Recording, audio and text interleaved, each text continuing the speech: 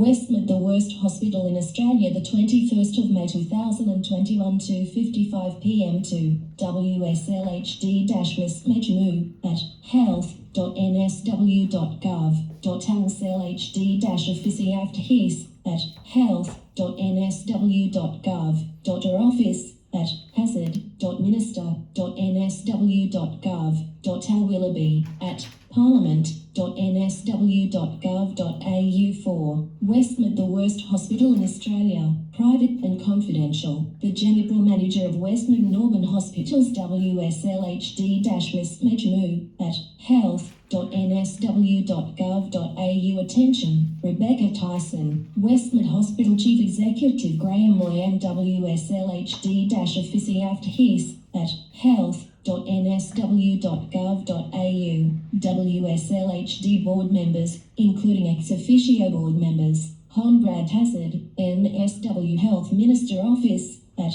hazard.minister.nsw.gov.au. Hon Gladys Berejiklian, NSW Premier Willoughby at parliament.nsw.gov.au.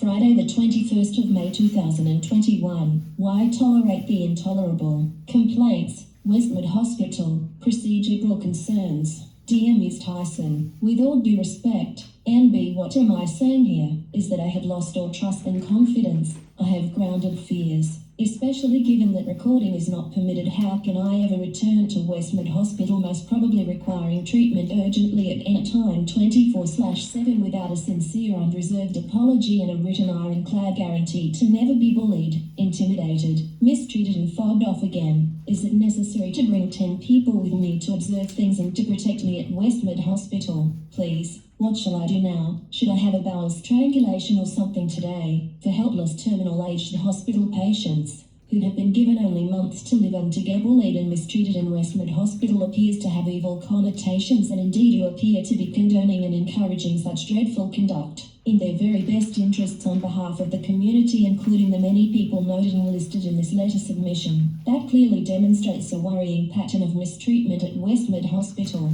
Many say the worst hospital in Australia. It appears that Westmead Hospital and yourself expect infirm patients to tolerate gross incompetence, mistreatment, bullying and cover-ups with a smile. Begging the question, what if it was your mum, Miss Talloy? On the flip side, thankfully in stark contrast on many occasions in my great hour of need, highly trained, understanding paramedics from Northmead treated me like I was their father, bringing a tear to my eye. For what they do and how they do it, I am eternally grateful and I empathize with them. Their character, professionalism, leadership, training and the good parenting is commendable. I hope to write a letter and congratulate their superior officers for doing a good job and ask them to pass on my personal thanks to the paramedics. It is very comforting to know that these guys are always there, ready, willing and able, genuinely helping and respecting the community. Respect is not an absolute given, it must be earned and is a two-way street. It is often referred to as the golden rule. My honest, hard-working mother and father taught their children these principles. Frankly, the question begs, what are you all doing there? Clearly many people need to resign or be terminated ASAP.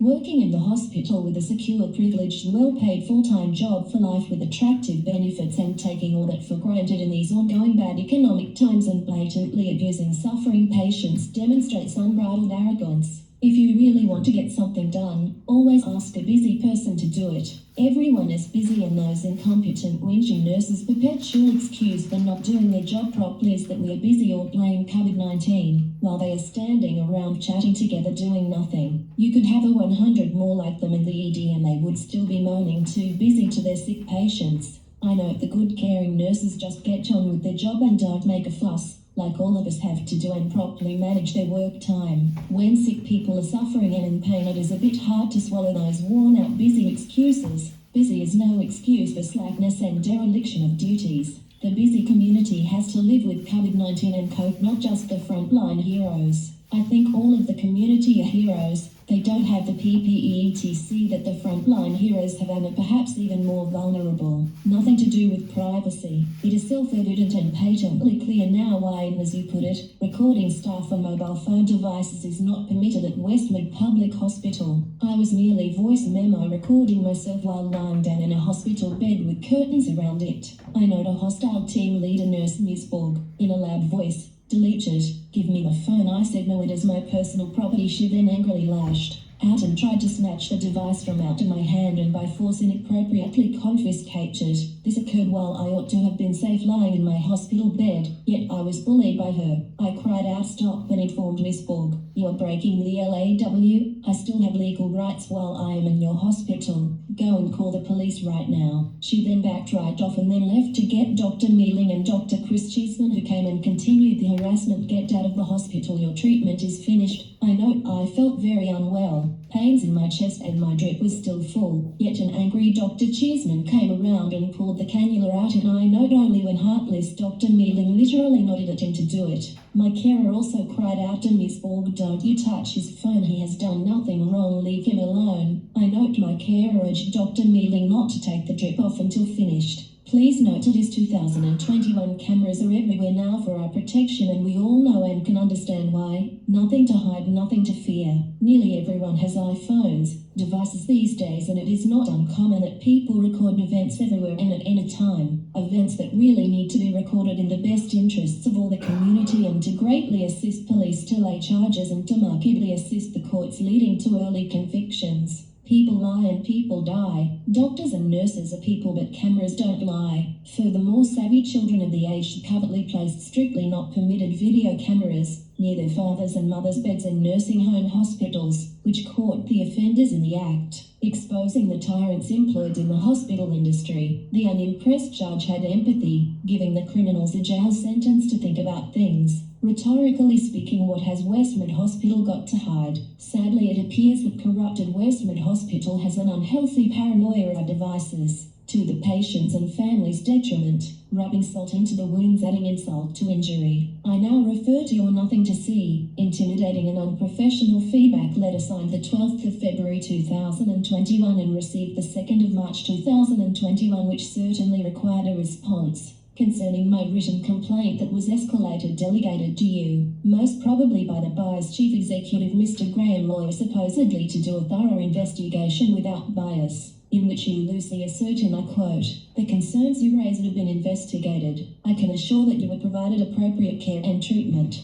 Westmead Hospital places a high priority on providing comprehensive and compassionate care to those requiring treatment and care. Regrettably, the hospital's seasoned spin doctor's staggering investigation of my complaint appears tainted to have bias. It is deeply flawed, looking like another hospital cover-up. It completes no job. Westmead Hospital's dismissive whitewashing of patient complaints is clearly evident in your unsatisfactory so-called investigation, and it looks like the chief executive, Mr. Graham Lawyer, concurs with you. To set the record straight, the hospital's failure in not bothering to interview me in the person and the independent witness, and the failing to listen to my device's compelling recordings that prove the veracity of the events, and failing to put the juggled investigation results into a logical chronological time perspective and clumsily way out of context is hardly surprising and appears to be blatant lying by omission and commission. Thus your dubious investigation result cancelled a legitimate complaint, the investigation appearing to be both misleading and perplexing. Seemingly Westmead Hospital's very well-rehearsed sock-to-berry complaints to uphold the glossy facade. I note a civilized hospital representative with social grace is not a robot.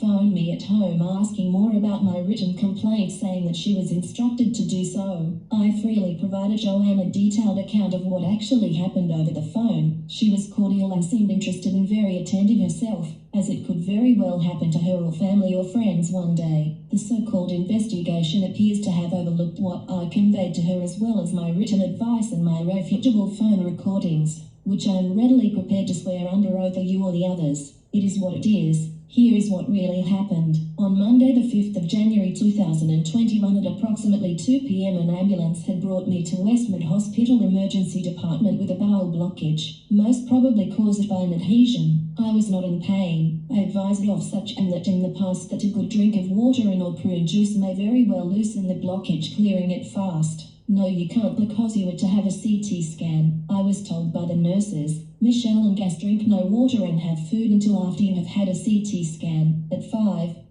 a.m. the next morning, drip. Michelle poured a cannula into my arm about 3:30 p.m., however did not put on the usually done drip. Dr. Calvin Lowe and nurses Michelle and Gaz dehydrated me, refusing me hydration until the next day, Tuesday the 6th of January 2021. It was 5-000, and when I was finally CT scanned, I note hours earlier I requested hydration from the nurse Michelle, advising her that I was now feeling unwell and dehydrating. Michelle said, "I will ask the doctor," and did not come back.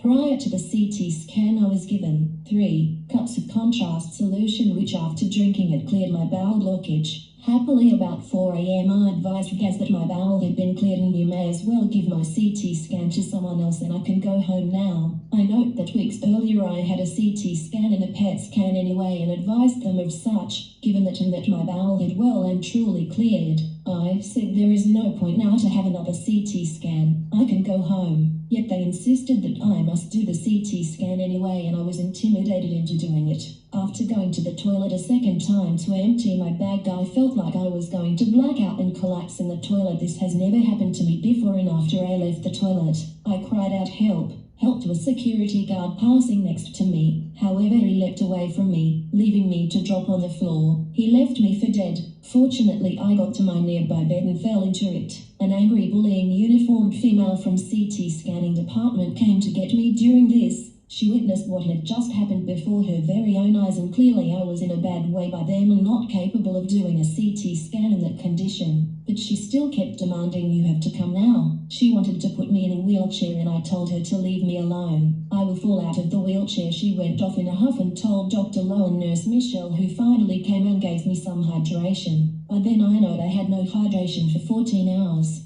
Dr. Lowe was unconcerned, saying, "You are not going to die," and belatedly got Michelle to syringe some hydration through my cannula. About an hour later I started feeling a little better but could not walk, and a very caring, pleasant woman from the CT scan department came with a young orderly. He too was caring and compassionate. They both had empathy and actually treated me like I was their father, saying, "Do not worry, we will take you around in bed and gently roll you over to do the scan." Unlike before, by then I was able to follow the voice instructions and reluctantly did the CT scan, and unsurprisingly the CT scan showed my bowel clear with no blockage, as did the X-ray earlier. I note halfway there, I told them both I left my device back there and said I can't leave it there because the security guards and all nurses will take my device. I note that exposes their unsatisfactory conduct. After all of his dangerous ineptitude, Dr. Lowe approached me and my carer for discharge and to discuss his letter to my doctor, which conveniently failed to mention any of the above. I told Mr. Lowe that I did not want to talk to him and asked why he did this to me. He said, "What did I do?" and we walked away. I note I was still feeling quite unwell and walked out. I had to put my arm over my carer's shoulder for support and struggled to reach the car. This trauma event led me to start rapidly going downhill on a slippery slide, now needing to take Zoloft and Valium. I got the impression, like with Dr. Mealing's utterly wrong diagnosis, that the incompetent Dr. Lowe too diagnosed that it was all in my mind, psychosomatic, which is utter stupidity, when I clearly had the symptoms of dehydration, and it is no wonder why Dr. Lowe and his nurses would have had to have known that, and appear to have covered it up. Absolutely no one would want to be treated like that. Doctors and too busy nurses must listen to and respect aged patients and have due regard for their legal rights and not making things worse for helpless elderly patients. So what if it was your mum or dad? I now draw your attention and quote the Mayo Clinic in America. Dehydration occurs when you use or lose more fluid than you've taken, and your body doesn't have enough water and other fluids to carry out its normal functions. If you don't replace lost fluids, you will get dehydrated. Anyone may become dehydrated, but the condition is especially dangerous for young children and older adults. Older adults naturally have a lower volume of water in their bodies and may have conditions or take medications that increase the risk of dehydration. This means that even minor illnesses, such as infections affecting the lungs or bladder,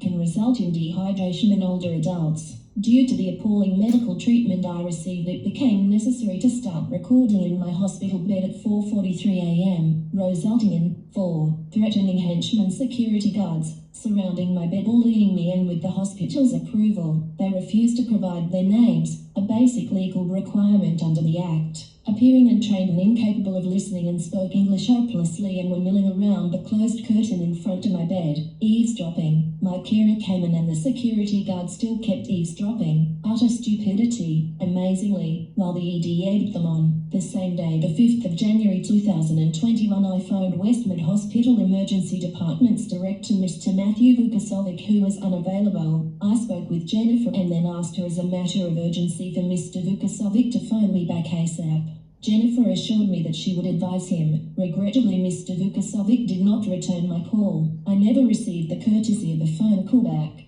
However, instead, I got an anonymous online emergency department patient experience survey texted phone message to, and I responded in writing and I put my name to it.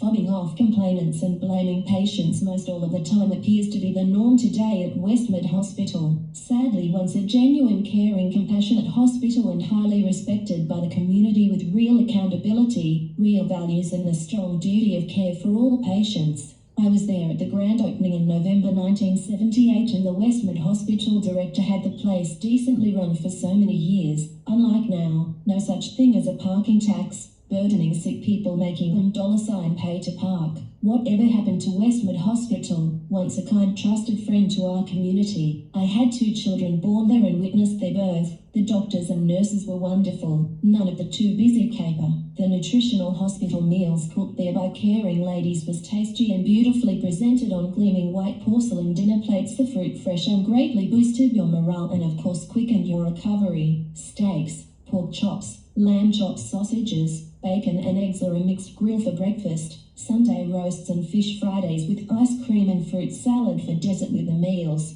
Home-cooked meals warming the heart, making you feel better and getting your strength back.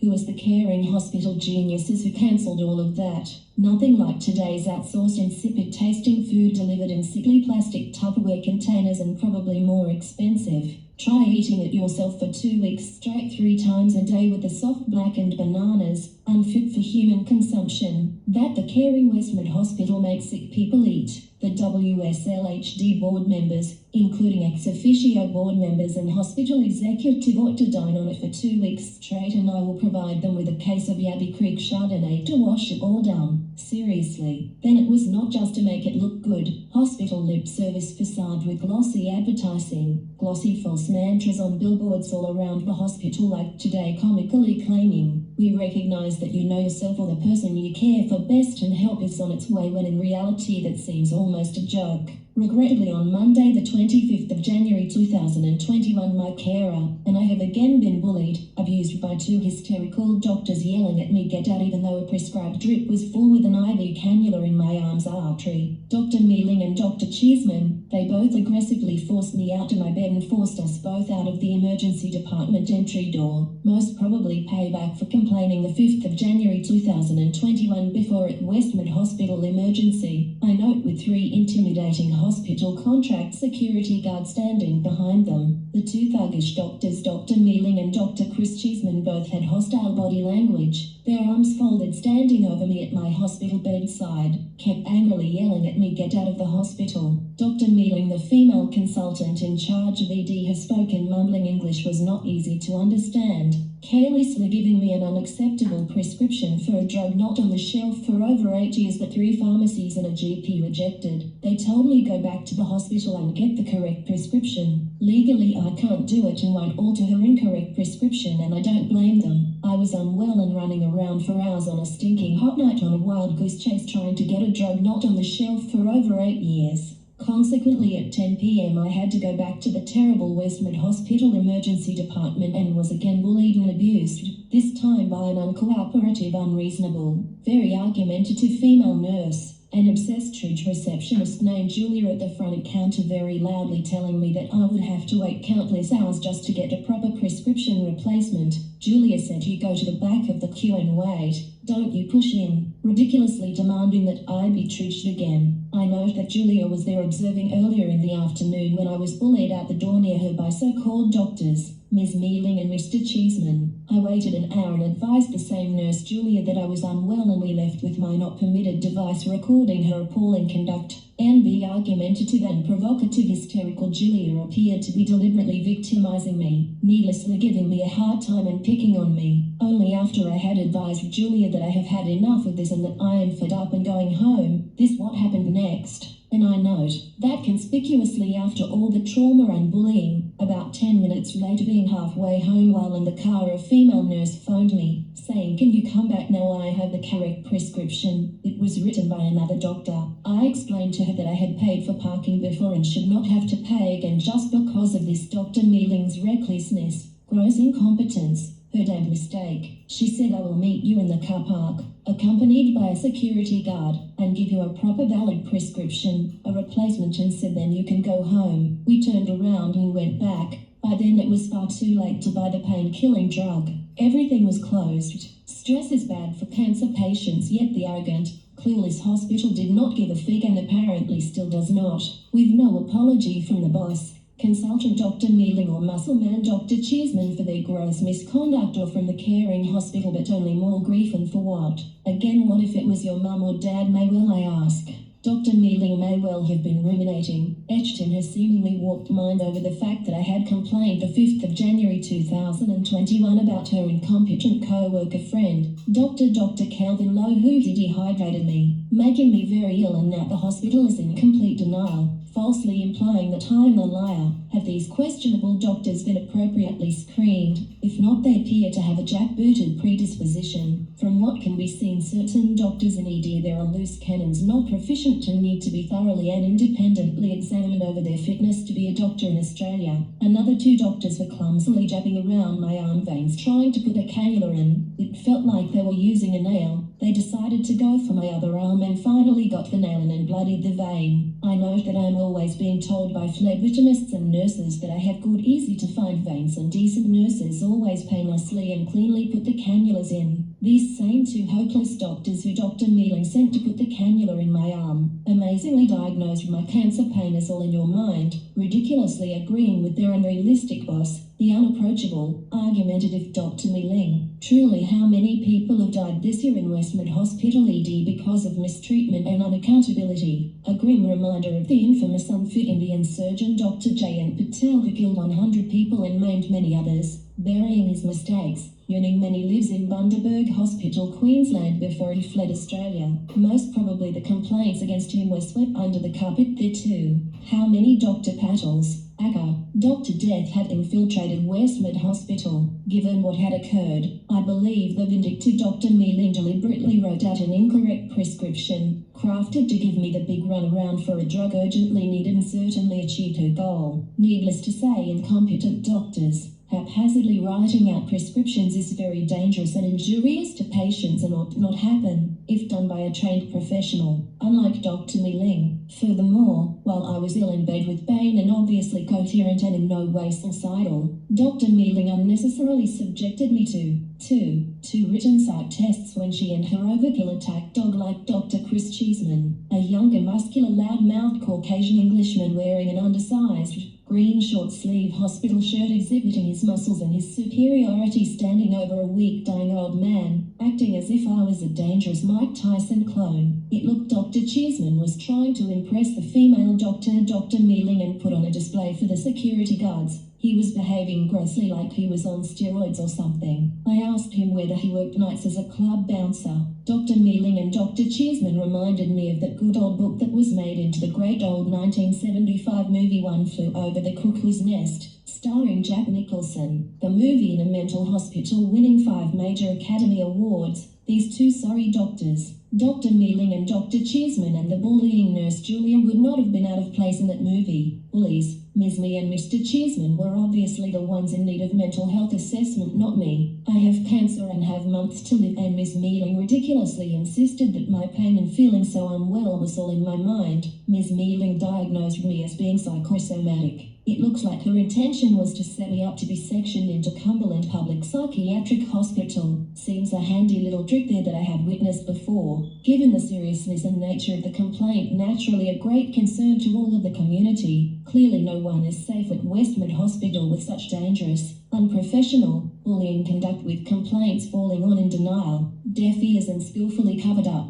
dead and buried doubt. Things can only get worse and go further south. Is it any wonder why so many worried patients, family and friends get so frustrated, completely fed up, and some explode? It appears Westmead Hospital's knee-jerk solution is to employ an army of incompetent and vetted hostile misfits, bullying security guards who don't know the law and make up their own laws on the run, ill-trained unprofessional security contractors. The question begs, how did they get NSW security licenses, who do much more harm than good, not unlike the untrustworthy ill-trained security guards in the guarding of quarantine hotels, an abject failure. To make things worse, unprofessional ED doctors ignore, turning a complete blind eye to their unacceptable conduct, seemingly egging them on, condoning and blatantly disregarding their duty of care to patients and their families by allowing it to happen. The much-needed recent probing Royal Commission into Aged Care and Quality final report, titled Care, Dignity and Respect, made a fundamental call for the reform in our horrible aged care system, nursing home hospitals, where thankfully some caring, savvy children of the aged parents covertly place those not permitted video cameras near their fathers and mothers' nursing hospital beds, which caught in the act and exposed only some of the tyrants in the so-called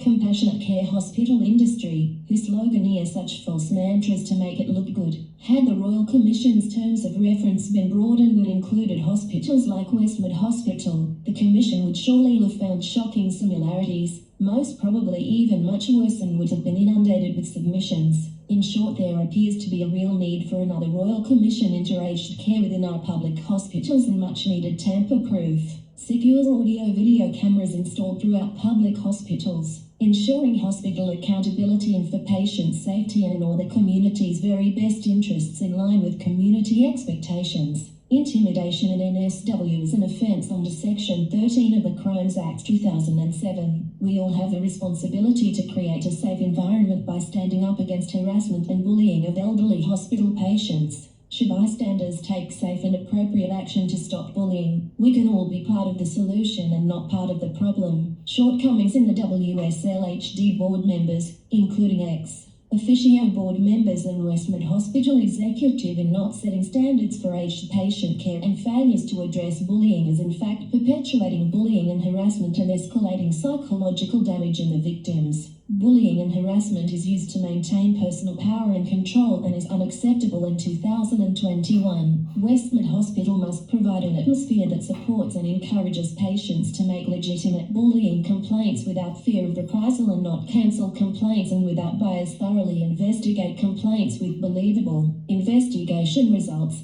Unlike now, it is also essential that Westmead Hospital make good patient environments in which upstanders feel empowered. Those who witness bullying should be encouraged to speak up and take a firm stand against it. Upstanders play a critical role in effective bullying prevention and the eradication. Trusting aged people have the right not to be living in fear of going to hospitals or nursing home hospitals, and the right to be treated with care, dignity and respect, and not like subhuman beings. I have many aged friends who can relate very well to what is being stated here through their very own bad experiences at Westmead Hospital, and are too like me left fearful of going to Westmead Hospital, that appears to be run by an out-of-touch executive, with suffering aged people being a very low priority. I have a friend. He is an old man born blind at birth. He used to have a Labrador guide dog to get around, and his dog died. We visited him last week and witnessed him being abused in Westmead Hospital. It happened so quick I never recorded it. He was screaming in pain and it looked like his surgery was probably aggravated. He had a very bad cough. I asked the nurse, "What are you doing about it?" "Nothing, but we are on to it." Ironically, Westmead Hospital Chief Executive Graham Loy claims patients as his principal focus and to deliver high-quality care. Mr. Loy claims he strives to support NSW Health to deliver high-quality care and brings a simple motto to each discussion: "What if it was your mum?" The window dressing talk sounds pretty good. Or as in my case, Miss Tyson, "What if it was your father?" I note, as a person of faith, that I always wear a wooden crucifix around my neck on my shirt. That may have angered Christophobic, faithless doctors and nurses. I now draw your attention to recent, obviously genuine, very disturbing Westmead Hospital reviews comments noted down below. The few, overly good, adulating comments are not noted here. They may well have been faked, attempting to change an ongoing narrative of repeated, inexcusably bad, and professional conduct, probably breaching the NSW Crimes Act. Should you have any legitimate questions, please do not hesitate to write back to me, and I will without delay provide you with honest answers. Sincerely, P.S. It seems that Westmead Hospital have flagged my name, branding me as a troublemaker for complaining. I cannot stress enough, please remove the inappropriate flagging of my name at once. and counsel and appropriately discipline certain employees of Westmead Hospital. More examples of sub-third world treatment at modern Westmead Hospital. Just the tip of iceberg, with most probably thousands who are unable to put pen to paper. 1. This review has been a long time coming. My elderly father was admitted to the geriatric ward, and while some of the care was good, at other times it was heartbreaking. Like the time I asked a nurse could she please move my father up in his bed as he kept on slipping down as he had no bottom because he was on a feeding tube. She turned around and said to me, I have already moved him once and I am not going to move him again. A few times I left this hospital crying on the way home on how my father was treated. I am sure Westmead is a wonderful hospital if you are young. Please treat your elderly patients with respect and equal to any other patient, and not with the mentality they have had their life or they are a nuisance. And just remember, one day your parents or grandparents might be in that position one day. 2. On Saturday the 10th of April 2012 at 2 a.m, my wife felt very bad pain in her back and abdomen. I immediately took her to the emergency room of Westmead Hospital. They injected and took a blood sample. The nurse said that 1.5 hours later the test result will come. My wife was still in pain. Very few were in the emergency room that night. I saw the nurses and staff talking and laughing. From 4 a.m, I was looking for the ward doctor, and the nurses said that one person was in front of me. My wife had no place to lie down in the waiting room because she had injected morphine, and despite all the pain and confusion, she had no place to rest. One of the nurses, who unfortunately hid his name under the etiquette and did not give me his name for the night shift nurse and the next shift, did not answer anyone at all impatiently and was just in a hurry to say goodbye and laugh until at 8 a.m. The doctor did not see anyone and the patients were still waiting, and when I protested, no one answered and they kept saying that you should wait. We went to the emergency room to see the doctor. If my wife was going to wait a long time, I would stay at home and visit our family doctor the next day. In response to my protest, the head nurse said, you go and complain about your own so that the authorities understand that we have less manpower if they mean more shifts, more income and less work. They want to brutally put more pressure on patients to make more money. They just want to make money on patients. They see patients in dollars. Doesn't the hospital management have the power to manage this unit? At 8 a.m. we still did not see the doctor. I asked to remove the angina from my wife so that I could take her to a doctor. After half an hour, a nurse came and acted in the middle of the waiting room in an unsanitary and uncomfortable environment. He took out the injector, which made my wife very upset and very stressed, and then I took her to my family doctor, who gave her sedatives and anti-stress medications to calm her down a bit. It is a question of why the management of this unit treats people like this. I think the star is too much for them. If I could give them -5 stars. 3. Unfortunately, it was not a good experience at all. I went to Westmead Emergency tonight at 6 p.m. with my mum, 88 years old, after her GP referred her for a CT scan, brain urgent, after a fall in symptoms of a possible subdural hematemesis edema. The first impression of the place, it was really crowded with not seat available. In 5 minutes we went throughout the triage nurse, then she asked to wait outside and she said the scan will be ordered during that time. We awaited 6 hours outside wheel. A lot of people sick, coughing, nausing, even vomiting in plastic bag, not social distance at all. 3.5 hours of waiting. I went to the nurse desk and he said he could not accelerate the process. I said my mum increases the dizziness symptoms, but he said another hour and a half to be treated by the DR. 6 hours passed and a new nurse called my mum in for a new assessment. As soon as we went in, she asked her what happened, why that face. Common, my mum has been waiting 6 hours to see a DR and get a referral to CT scan of the brain, and she asked her why that face. Really lack of sympathy for an old sick lady. Then she said he's going to give nauseous pills and do a blood test, and she has to wait another maybe 2 hours to see the doctor and get the CT referral. You must be kidding me. So I decided to get my mum home and get the CT scan early next day privately, because that hospital is a joke. Not respect at all for the fragile elderly people who need a prompt attention. Very disappointed of a public system collapsed by unprofessional people. 4. This is the place where you can get the most horrible hospital experience when you require emergency medical services.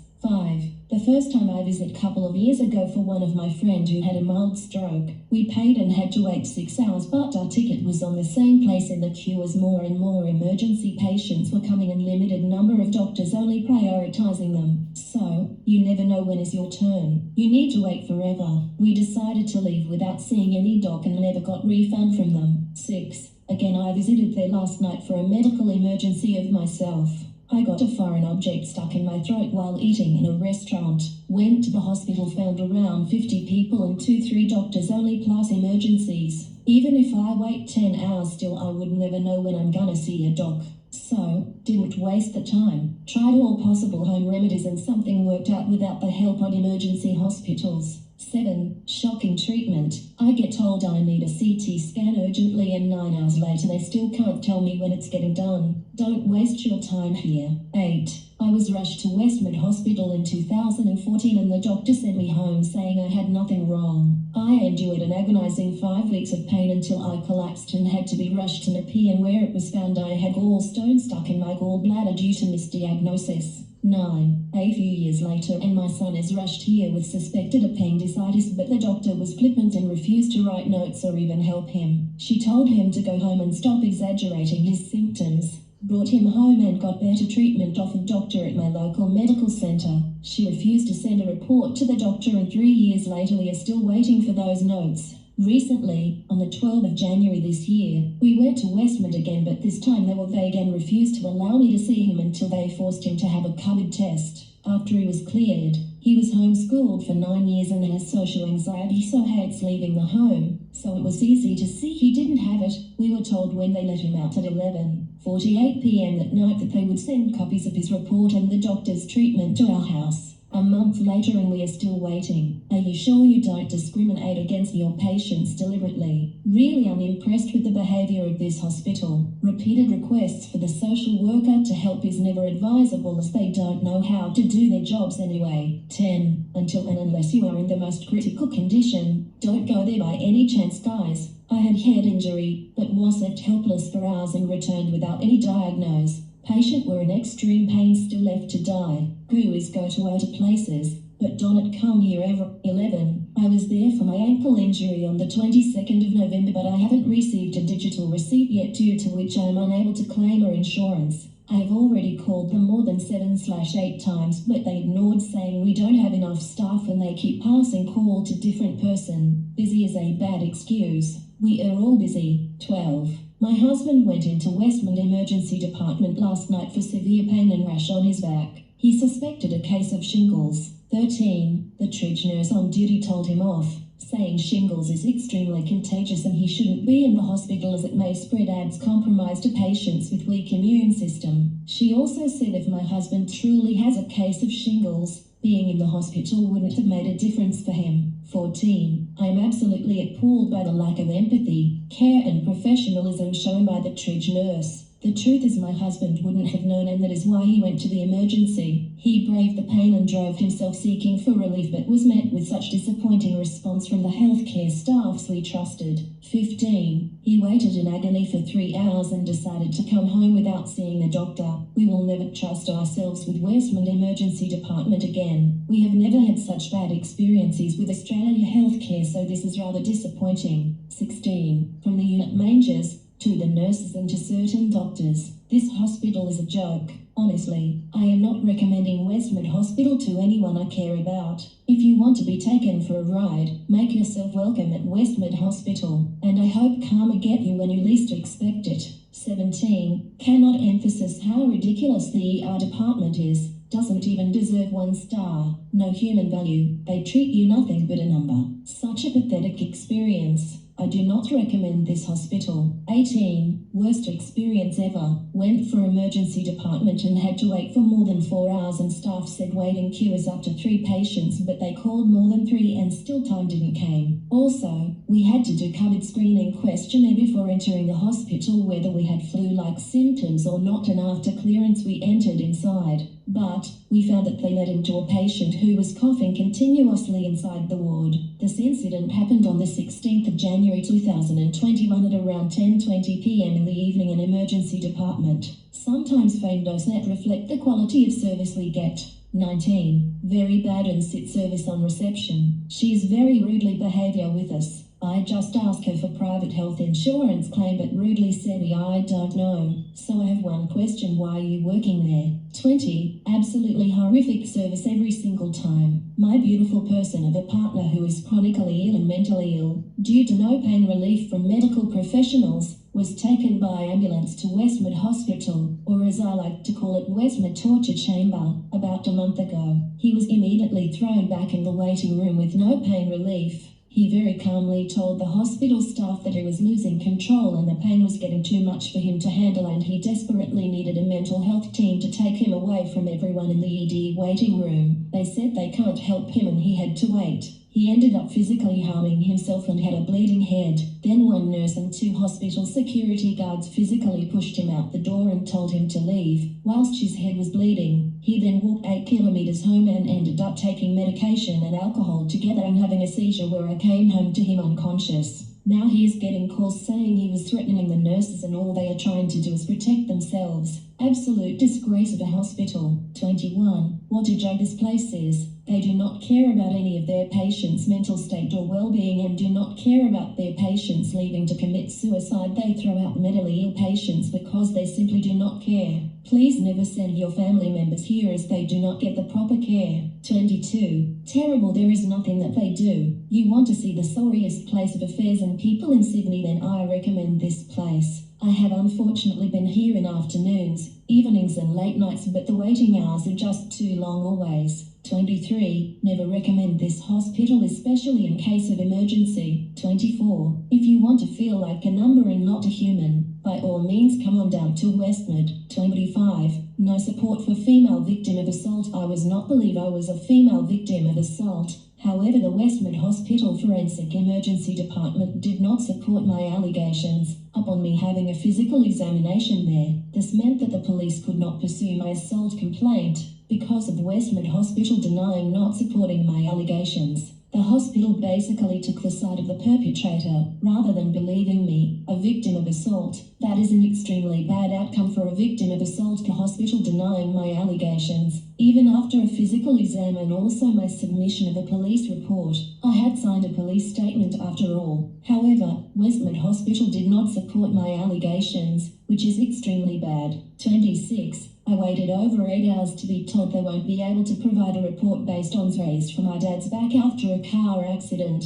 The triage nurse told me they don't expect anything to change until the morning. Zero transparency throughout the process. They suggested we go home despite ordering a CT scan for his back. Smells like medical negligence delivered by a team who can be seen having casual conversations with each other for hours on end. Disgusting. 27. Been to Westmead ER several occasions due to endometriosis, kidney stones and severe gastro. The most recent visit. Every time I have been, the triage nurse have so much attitude and just no sensitivity to people in pain. My most recent visit, I hadn't been able to keep food or fluids in my body for 48 hours and told them I was feeling faint. I was showing the triage nurse where in my stomach it was hurting really bad, but she wouldn't even look at me when I'm showing her. Was told to go back to the waiting area. I asked if I could be seated near a bathroom because of my obvious condition. She told me there's one round the corner, which if you had been there you would know it's not that close and no chairs to sit near it and still be able to hear your name being called. As a nurse you'd think she would understand the obvious problem I have.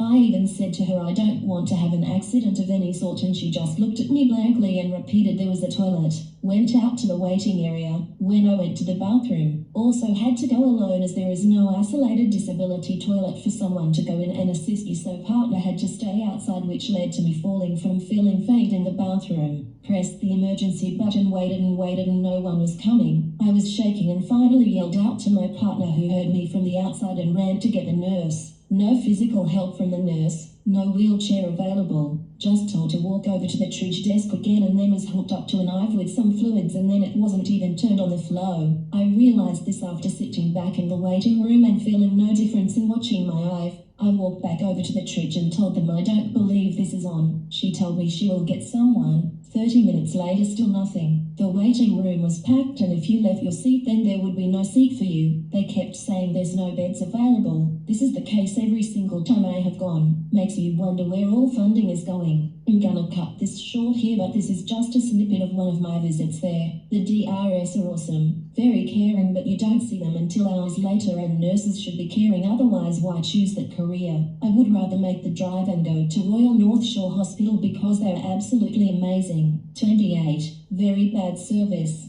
Took a lot of time. 29. Worst emergency department ever to go to. 30. No go. Management is horrible and I was discharged from hospital without getting my surgery done. 31. My friend's father was having high blood pressure, about 197. We waited for 6 hours last night and then they told us they won't let us in until his pressure raised to 200. Can anyone tell me, is there any difference between 197 and 200? 32. Very sick parent was having severe pain in the side of the abdomen, causing them to scream out in agony. Waited 12 hours for CT scan and blood test results just to be told that potassium would solve the issue. 1 potassium infusion later, nothing solved and we were served discharge letters. Told to come back tomorrow if it still hurt or to just go to our GP. What a joke. I feel bad for the nurses. Most of them seemed nice. Just overworked, so snappy occasionally, but we only saw an actual doctor once in 12 hours. This is my local hospital and I've had nothing but bad experiences here. Unfortunately, look for a better hospital if you need to go to one. 33. An entirely worthless facility. I'm a martial arts instructor and had to wait an hour before being seen with a dislocated tibia. The DR I saw was about as useful as a 4-year-old with a crayon and did almost nothing before wandering off like a mindless zombie. 34. I wonder what is happening there. Waited there for almost 3-4 hours. I felt they want us to go back home with the sickness. Also, no clear communication from staffs. We know they are busy doing their work, but health sector is where we need to treat the work what we do more like a service to humanity than merely a work. Rude receptionist as well. 35. Very poor service and even after 1.5 years they are still sending me the invoices. Hospital's account team and service staff are very rude and all they care is about money. Will never recommend someone to go over here for treatment even in life-threatening situations, as first they will try to fix you and then drain you financially. 36. Spent 8 hours in emergency to be told come back 7 a.m. for surgery. Arrive 6:50 am and finally go into theatre at 5:00 p.m. Well. 37. Spent 9 hours waiting in total to get checked and treated when I was heavily bleeding. Too long waiting period. Are you sure you called yourself as an emergency room? Understaffed. Very rude receptionists. Also, I've called emergency room after my discharge to be given any results from my pathology test and the lady on the phone just redirected me to another line which resulted nothing but asked me to call the emergency room again instead, and the emergency room lady phone line just shouted at me and hung up. You think this is a joke? So sorry for this beautiful country having such horrible hospitals. I must be not the one and only to experience this. 38. The Westmead Public Hospital emergency is an absolute joke. They don't care what you are feeling, perhaps waiting for your situation to become life-threatening before they would even consider giving you any treatment. I waited for 6 hours and ended up leaving the hospital in pain untreated. I would give them negative rating. A complete wastage of our tax money. After your patience runs out, the staff will say to you it's up to you if you want to leave. 6 hours is pretty standard waiting time here. Come back another time. You go back home feeling even worse. 39. They deserve negative rating. I have been there for cramping during pregnancy, and their wait time was above 3 hours. They don't even bother if you are in pain or not. They have their own preferences for patients. I don't have any idea in what parameters. 40. Pathetic service. Staff is more concerned about patient details. What is the point of coming to emergency service when you have to wait for 30 minutes in a queue? Staff sitting at the reception do not even know how to communicate properly, charging $294 for terrible service. I believe half of the patient probably die in the waiting area itself.